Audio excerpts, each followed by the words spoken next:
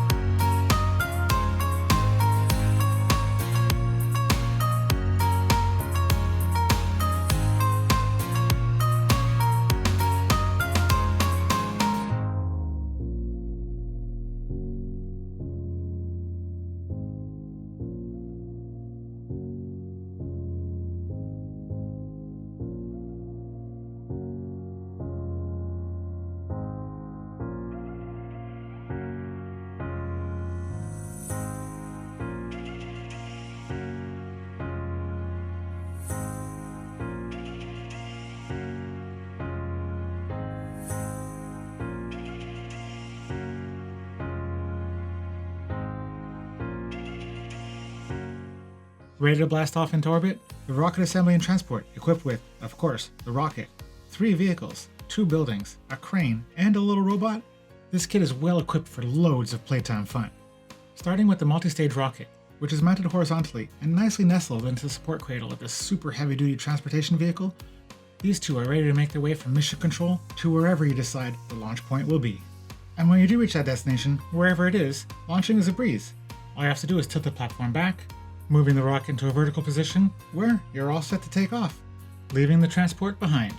As to the transport, this is a seriously heavy-duty vehicle, and it has to be because it's transporting this rocket, which is quite a bit larger and heavier than the vehicle itself.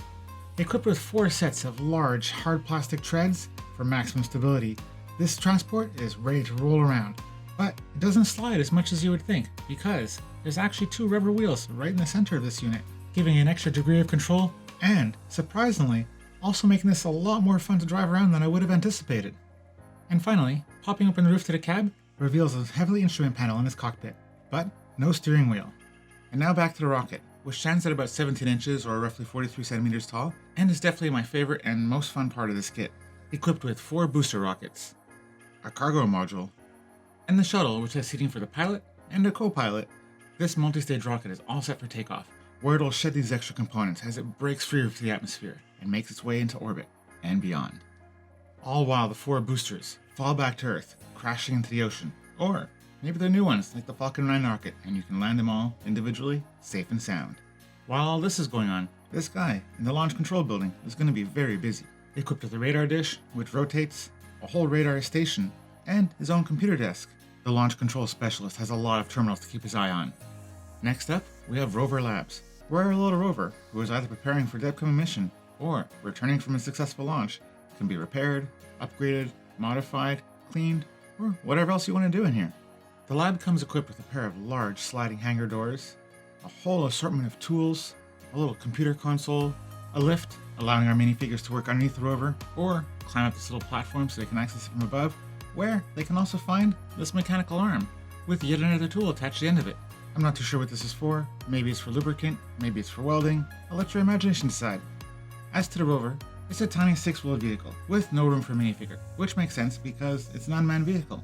Equipped with a pair of sensors in the front so it can see what's in front of it, solar panels on the side, this frying pan in the back, I'm not too sure what that's about, and we have this drill on an extendable arm, which you can use to free up this mineral sample, which has already been located and illuminated with the spot lamp, so our rover can free this beautiful geode. Next up, we've got a little flatbed truck with a crane attached. Clearly being made for terrestrial use, not having any windows in the doors, this truck was not made to go into orbit. The cab itself is pretty basic, having just a steer wheel and a little instrument panel behind it, and then there's the crane. A pretty simple little device, a few hinge mechanisms, giving it a nice wide range of motion, and this little elastic over the claw, allowing it to spring shut and keep a good grip on whatever it's holding onto. For the last component, we have this large cargo crane. Standing tall on its forepost, the crane is mounted high enough for all the vehicles, including the rocket, on its transport, to pass beneath it. Being able to slide the winch mechanism from the complete left to the complete right makes it easy to line up with whatever you want to hook onto, and, of course, the hook goes up and down.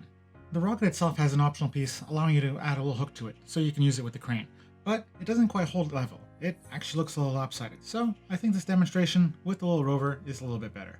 And that brings us to the minifigures, of which we have 7, plus a little robot.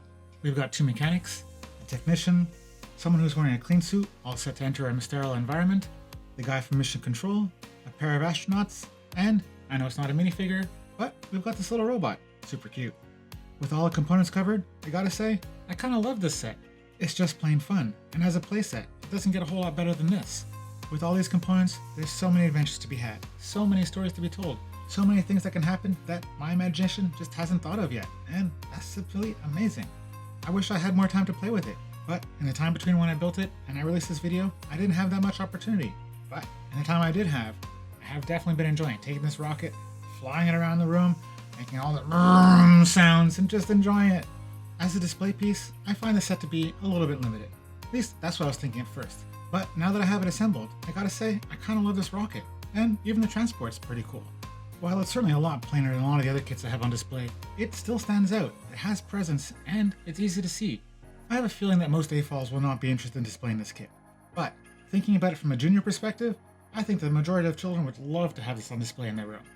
And when display is done and it's time to take it apart, I find that the components of this kit are really quite appealing. There's a substantial quantity of large pieces, which I'm a big fan of. I think these little geode pieces are just fantastic, and I really like the components that make up the nose and cockpit glass of the shuttle. So my bottom line would be, if you're looking to recreate the feeling of some of those fun playsets from your childhood, or if you have a special toddler in your life that you want to buy a nice set for, this kit will not disappoint.